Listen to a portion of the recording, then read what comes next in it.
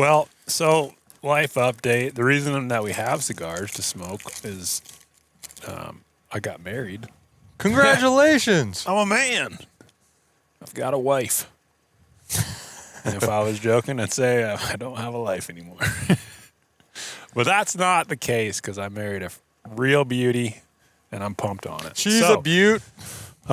She kills stuff with a bow, too. She's a savage. Gosh, she's awesome. So Financially way more responsible than you. Yep.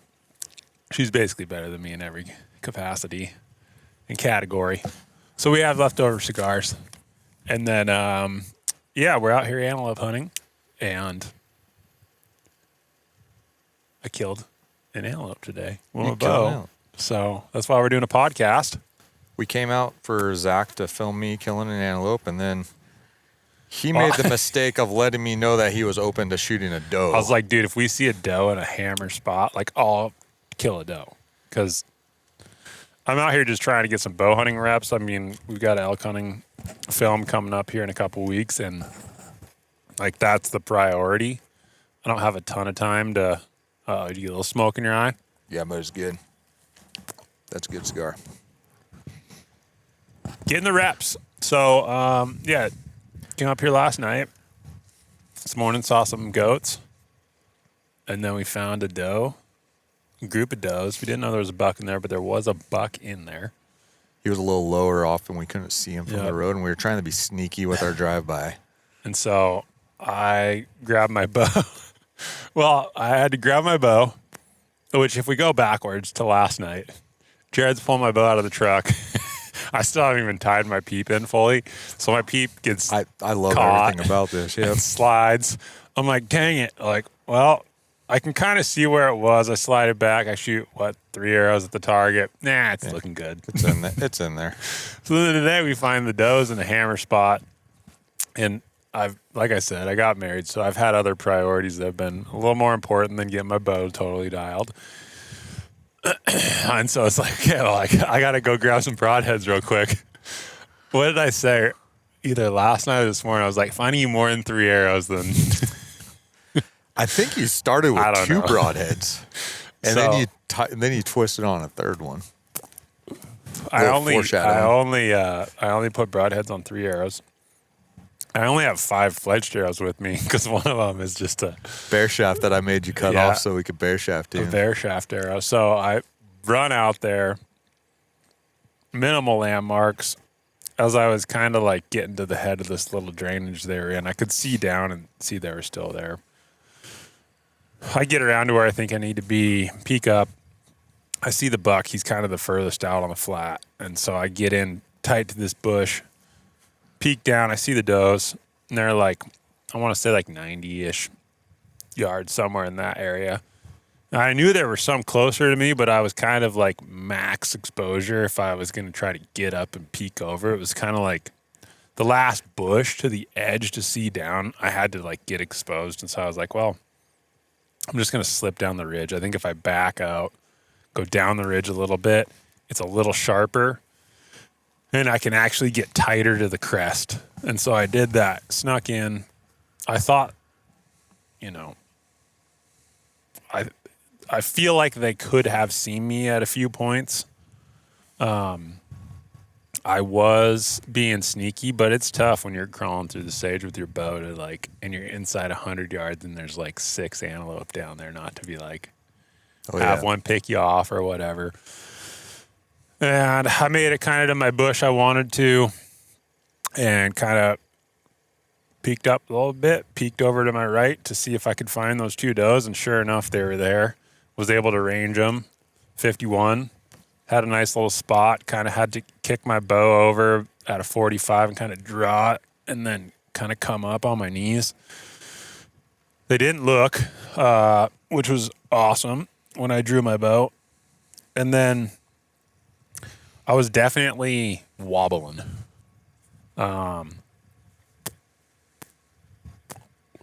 Make sure my cigar stays lit here. Pin's kind of floating around, wobbling, and kind of settles in. Working on squeezing a shot. A little wind blows. Like I'm definitely like amped up on my knees. It's kind of floating around her whole chest cavity, which is like not the normal sight picture if I'm shooting 50 yards. And then it kind of calms down again. I start working into my shot, and it's kind of just wobbling in there, but it's tightened up a little bit. Shot goes off. Good break. Here it hit her. She runs out and stops.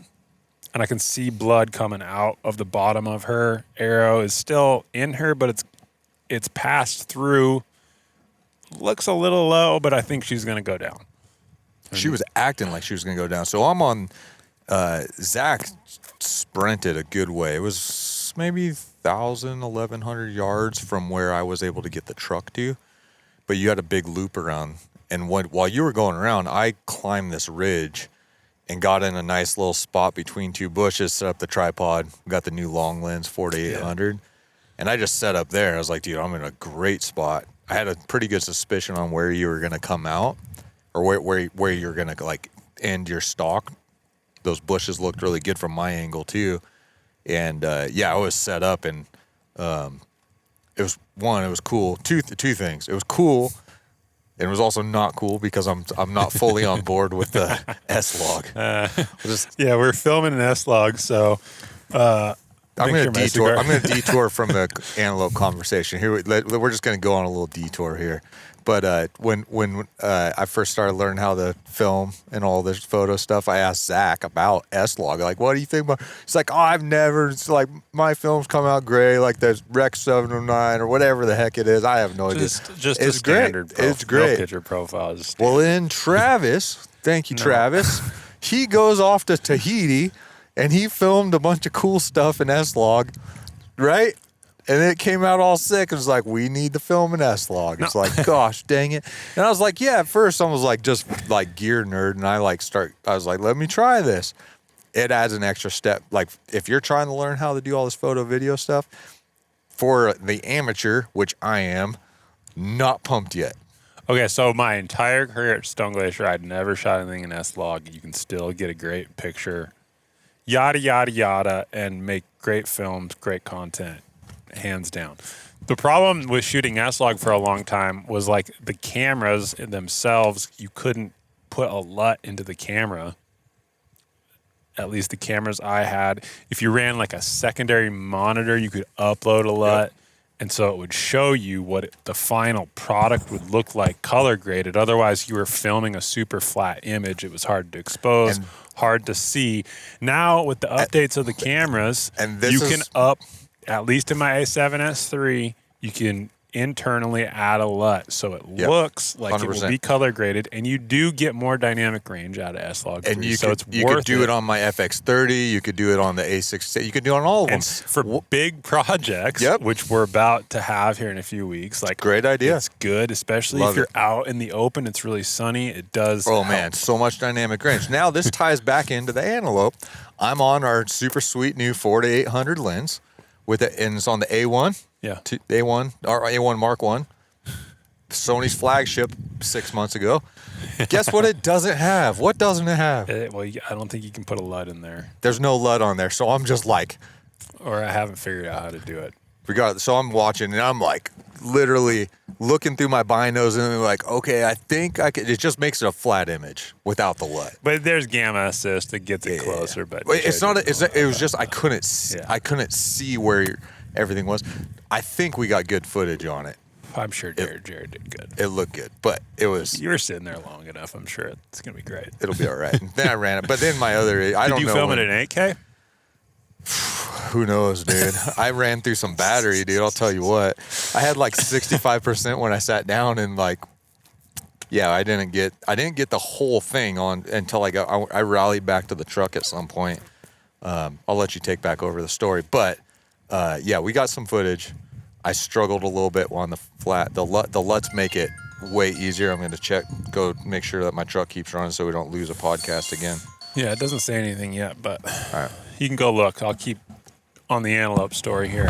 So those out there at a little over 100 yards, and she's standing there, and I can see blood on the ground pulling up below her, and she doesn't look good, but she doesn't end up going down. and Jared's doing crazy stuff with his truck. There's really no way to get closer to get another arrow in her. And so eventually I kind of move around a little bit and she bumps out. And so I work down and kind of follow her. And then I kind of back off. She beds down in a pretty good spot behind sagebrush. And so I'm able to close the gap to about, I don't know, I think it was 41 or so yards.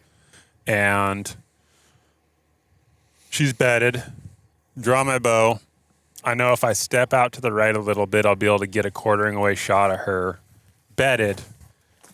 Get over there. I get my pin right on her, and it must have been right as I was breaking the shot because I know I broke a good shot. I can vividly remember that one.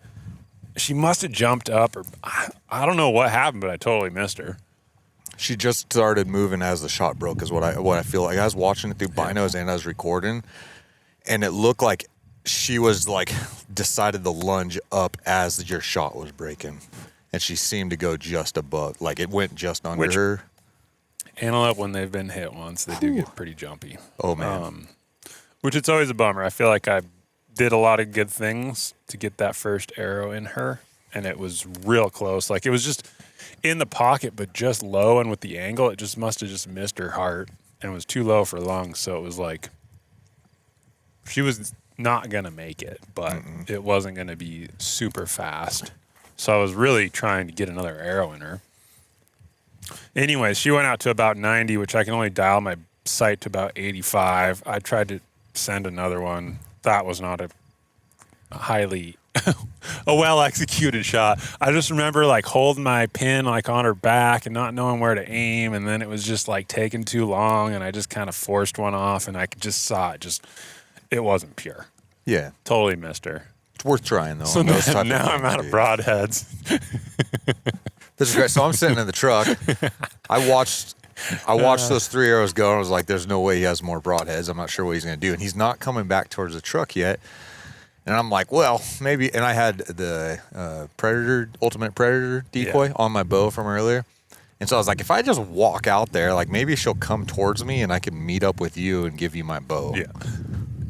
And so I do that. I'm going out there, and then Zach just starts walking towards the truck. And I was like, I didn't see Jared at first. And so then we're even. Then I see Jared over there. So then I walk over to Jared. He's like, "Here, take my bow." Yeah. Anyways, we followed her for a while, and she wasn't going to let us get close enough.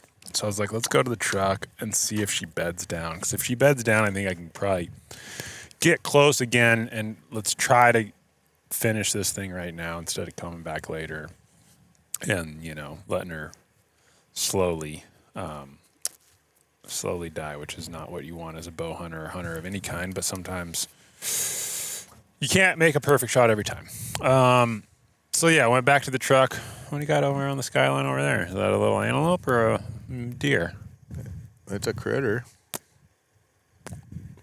Deer. Yep. That's a deer, mule deer. So yeah, I went back to the truck, shot the bow with a broadhead at 70. Yep. Pretty money. Pretty perfect.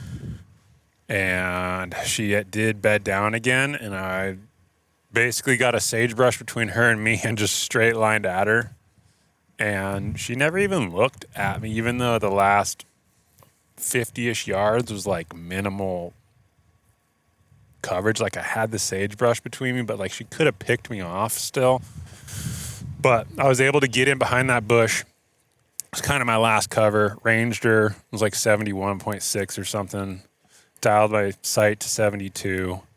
Knew I had to shoot off my knees, and like even just from holding your bow, in tight and hunching over and walking however far, 300-400 yards, it was like my shoulders and body was just tired. So I just knelt there, got my knees set up in a good position, and like took some deep breaths and just kind of gave myself a second to kind of like rest. And then, just kind of got my bow up, got my grip right, drew back. Before I drew my bow, I'd like visualized my arrow like sinking in there. Just told myself like, "Hey, you just broke a great shot at 70 yards or at 71 yards at the target and sunk it in there. Like you can make this shot." The wind had died off. There was no wind, and drew back, did my process, broke a great shot, sunk it all the way up through her body cavity, and she got up, barely moved, and tipped over. Yeah, still. So it was a good way to like wrap things up. But yeah, it was just awesome to get out with the bow and try some stuff. I did have a beast broadhead on for the first shot, which didn't have any bearing on the impact of like what happened at all. But the one thing I noticed in using a new broadhead, and that's why I kind of like antelope hunting, is like you get to test your whole system before you go elk hunting, which for me is kind of the pinnacle of what I do. The only problem is when you're crawling around, you're putting your bow on the ground, and a lot of times, you know, the front of your arrow is going to fall into the dirt the way the bow wants to sit. And the blades on the beast are exposed, and so it's like the blades are kind of like going into rocks and dirt and bushes. And I could just see if you did that enough, you could, I don't know how hard it would be to you could deploy them. You could blade. You can unintentionally deploy them, which could mess up your stock or whatever. You might have to change an arrow, and then it could definitely like, you know, the whole conversation about how sharp your broadheads are and what happens there. There's the guy. A lot of guys are familiar with them, but I think it's Innovative Outdoorsman, and Lusk Archery Adventures is sponsored by him, and it's the Stay Sharp system, I think, or it's not whatever the big it's, but he makes a bunch of different jigs for sharpening broadheads. Yeah, and he's this guy in the Midwest, and he's killed a ton of animals. And one thing that he's experienced is like it doesn't matter what broadhead it is, as long as it's sharp. When a non-sharp broadhead goes through an animal, it causes trauma, and it alerts the body that there's been trauma there, and the body sends coagulation stuff or whatever. It makes the blood coagulate, or is that the right word? Yeah, coagulate. Yeah. So, yeah, and so what he's experienced is like he has a sharpness threshold. It's whatever 200 grams on this little thing cutting the wire. Regardless, when you get it sharp, it slices through so cleanly that it doesn't actually cause trauma. It's not forcing its way through tissue. It's actually slicing like a scalpel, and the body does not register it as trauma, and it will just bleed out very quickly. Yeah. And he's done a lot of testing with all different types of broadheads, and the beasts are extremely sharp out of the box, so are the Severs. But there is like a thought. It was something like I clock all my broadheads horizontal, so I could clear the sight housing as far as possible. But then when I lay my bow on the ground, you brought it up that now I'm just sitting on one of those blades, and that could, like, a marginal shot, if it doesn't slice through as cleanly, potentially you're not gonna you could risk losing an animal, or maybe that living longer, or whatever it is. But it is a good, regardless of what broadhead you have, it could be in the dirt. It's just something good to think about again in selecting broadheads and deciding what you want to put in your quiver and going through your gear. Also, when I had pulled my rangefinder out to range those does, the back cap on my loopholed rangefinder like had somehow spun loose and fell out. So I like picked it up and put it in my pocket, and like interesting thing about that, I was able to use it, which it was interesting because now I'll probably put electrical tape over it just to keep it from spinning out. But so every other rangefinder that I've ever had it like twist on. It's like 2 full rotations, right? They clearly made a decision to make it easier to get at your battery, where it's only a quarter turn. Yep. But man, that's kind of sketchy. It's good. And there's no lock. If you just push on it, you can turn it out. So we had a couple good little gear testing moments in the process. Got to, shoot 4 shots out of my bow at an animal, which is not ideal from the hunting perspective, but for preparation for elk hunting, it was awesome. And cut that thing up, got it on ice, and then we went out and looked for some bucks for Jared. Yeah, give me. And I'm going to go reset. We'll tell a story here. I'm going to go reset the truck. Just a second.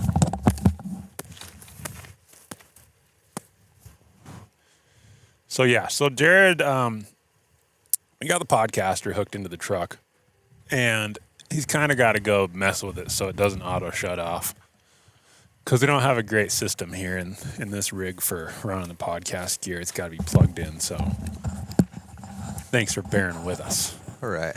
So then Jared's up. We're mobbing. We find some antelope. Well, even on the way back to get ice, like we went on one stalk and it was a full sprint fest. Freaking long strider was out there running. I love my two favorite types of hunting is like backpack hunts really far from the truck, and then antelope hunting as close to the truck as possible. Yeah. It's so fun. I love it, and we get tons of. I don't even know how many stalks that I went on today. Like a few, not a lot. There's quite a few, but like I'll go after some. I'll go after just about everyone. The low percentage stalks, the high percentage stalks. So on our way to go get ice, there was what I thought was a lone buck. I love a lone buck. Just one set of eyes to try and avoid. And we parked the truck behind a hill, took off, get to the top of the ridge, and he's by himself from what I perceive.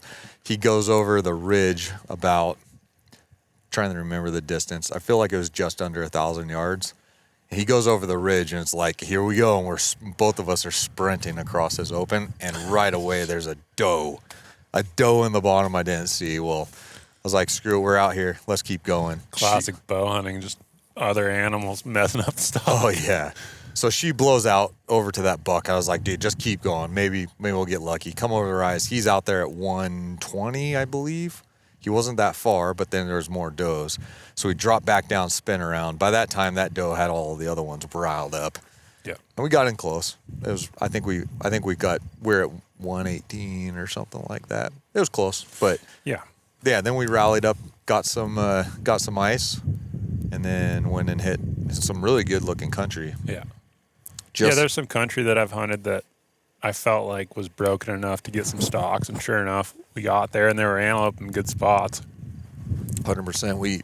There also were like a bazillion mosquitoes. My goodness. It's so green out on the prairie this year. Fully detonated in that spot. Mm-hmm. There's just water everywhere and there's mosquitoes everywhere. So we did not reapply the bug spray before that stalk. And that what's great about an antelope stalk. So we pull up on this big piece of combination BMA and BLM, and right away, Zach, I think you saw him. There was one buck bedded below a big white rock, and it was like, oh, that's a pretty easy landmark to find. He was at 1,100 yards, and then way beyond him was another buck bedded against it. I was like, dude, there's two stalks. So we rally over there in the truck, go on a stalk. Got pretty close on that one. He was not in his bed when we got over there. He was up feeding. Yeah, he got up feeding. He was a little ways away from us. Coincidence. Where was like he? 160 yards. That's or right. something. Yeah, he's at 160. And we sat there, and he kind of fed, and then he like almost came back. He went away for a second, and then he turned around, and then he came back, and there was like a little cut, and then the second ridge, and he basically went behind the second ridge. And Jared was off for the races again. Oh, dude, I'm aggressive when I stalk, and well, he got rid up almost. Like Jared he just shifted up one too many gears. No, I thought I cleared. Like when I say cleared that, like I'm like just checking to see if I'm seeing antler tips or horn tips or whatever you want.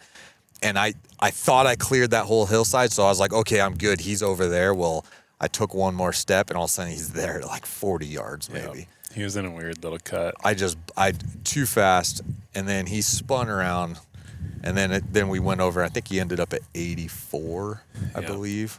Somewhere around there. And then I drew, if he stayed there and I felt good, I'm like, I would take the shot if everything was feeling awesome, and it wasn't feeling awesome and he didn't give me enough time. He took off. Well, we're antelope hunters. Like, well, we got this dude over there. Well, I was like, let's just look over the next ridge, because I know there's more antelope around. Sure enough, we get up to the next ridge, and we saw the buck that we'd originally seen back from the road that was under the other face. And so we head out, making this big loop to get around him. In that process, we bump multiple other antelope, which fortunately, we bumped 3 other groups of antelope, which fortunately, no, 4. 4 other groups of antelope, which fortunately none of those antelope bumped the target buck we were going after. Somehow. I have no idea how.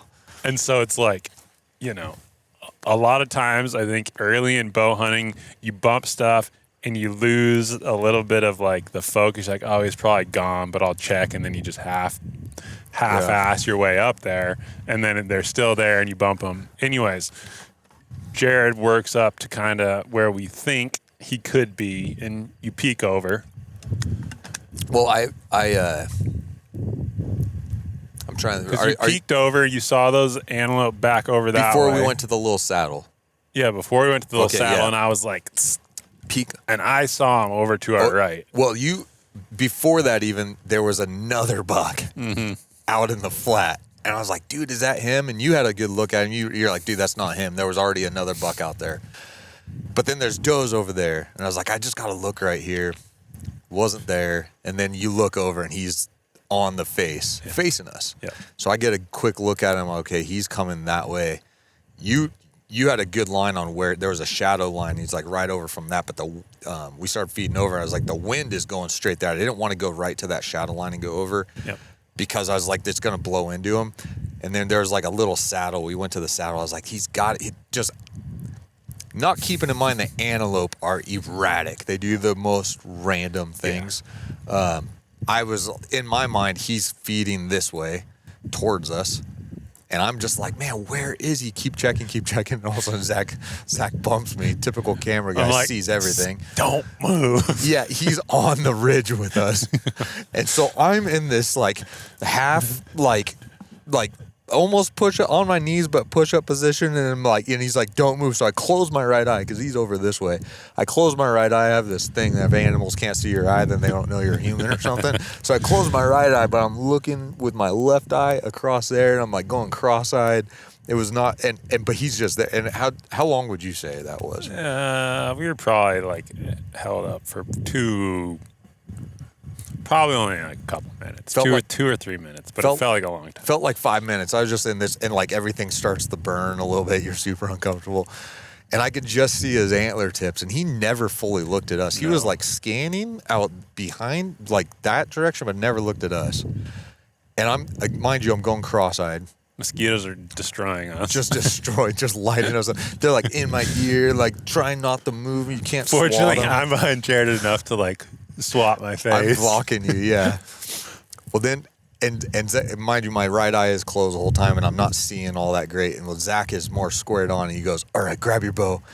And so I was like, I just grab it, and the buck had dropped down. The buck it started moving, and he went just behind a dip where he was so close. It was like, go for it. Like, you got to just grab it and go, because if you wait too long, he's going to be back into our line of sight. And like, it's one of those things where like, you just have to go for it. Jared was able to grab his bow, square up before the buck kind of reappeared. He reappears, and I've been struggling with the rangefinder, boys. Like, it's been, whew. I had to send my SIG 8K. I had to send it back. They sent me a brand new one.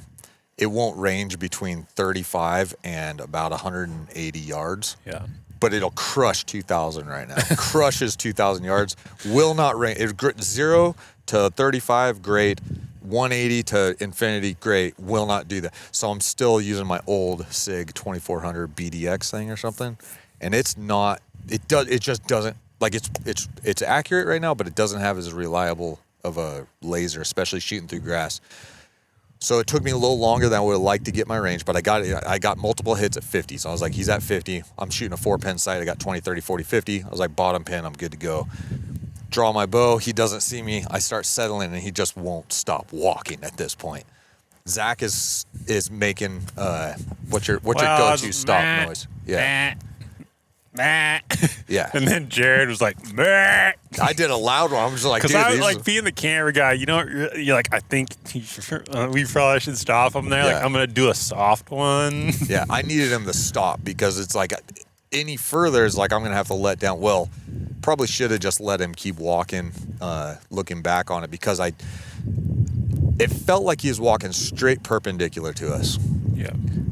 And it's really hard to tell. Anytime animals are walking, normally they're putting distance or taking distance off. It's so hard to guess at that yardage. And we stopped him, and it took me a little while to settle in. I noticed I had a little bit of heavy face pressure. I came off my face pressure, made sure I was centering my peep. Went to the click on that stand, what is it, stand Solex, whatever, index finger clicker Joel gave me, and got to my click, and then just pulled through and broke a good shot. Pin was on, like, right behind the shoulder. It felt great where it broke. And then I didn't hear anything. And I was like, that's weird. Yeah. What did I do? So as soon as I look and I was like, did I not have my shooting the Excel driver's side? I was like, was I dialed? Like, so I was good. I was at my 0 stop. So I still don't 100% know. We need to look at the footage, but missed that thing clean. Yeah. Just weird. It's a weird feeling at 50 yards on an antelope. So I've got a feeling that he was further. I had Zach stay where we were, and then I went down there, but I couldn't see exactly where his footprints are. I'm guessing that he was 55-ish or further, and possibly you just never know when you're on your knees breaking a shot. Who knows? Maybe the air or my shooting ability combined with the yardage air, I missed him clean. Yeah. So it was good. It was good. I like the reps on antelope. I miss antelope every single year. Every single year I go through a couple arrows missing antelope. It just happens. They matrix out of the way sometimes. I screw up every single time. Yeah, it was interesting. Yeah, I've had them duck. There definitely can be slick little critters. Yeah, so we went down. We found my arrows clean. Didn't touch them, and then got fully lit up by mosquitoes down at that bottom because it was kind of wet down there. Long walk back to the truck. Started driving. Went on another stupid stalk that just frivolous. Like, let's get some extra steps in. Yeah. Nothing. Got a couple other stalks in that just didn't pan out, and then now we're here. Give you guys the update, and we're not sure when the truck's going to shut off, so we might just wrap it. Great day hunting antelope. We got some meat in the cooler. Got tomorrow. Yeah. Get some more stalks under the belt. And primary thing is getting back into hunting groove, man. Like by the time I get my antelope killed every year, like I'm feeling dialed for deer and elk. I'm back in my just listening to instincts. That's a big thing that we've talked about a lot. Like I've got different instincts from Zach, and listening to your instincts is really important. Also, like you found out just with gear, just working through kinks with gear, man. It's great. Mm-hmm. It's great. Like we have all this nice stuff, but you still have to learn it. You still have to, there's quirks about everything. And it's been great this trip so far just to get dialed for our elk hunt. Yeah. It's a good day. Learned a bunch of stuff, got stalks, getting in the groove for the year. Yeah. Should be a good season. So, yeah. Adios. I think we're 33 minutes. Sweet. That's a good one. Sweet, guys. Thanks. Later.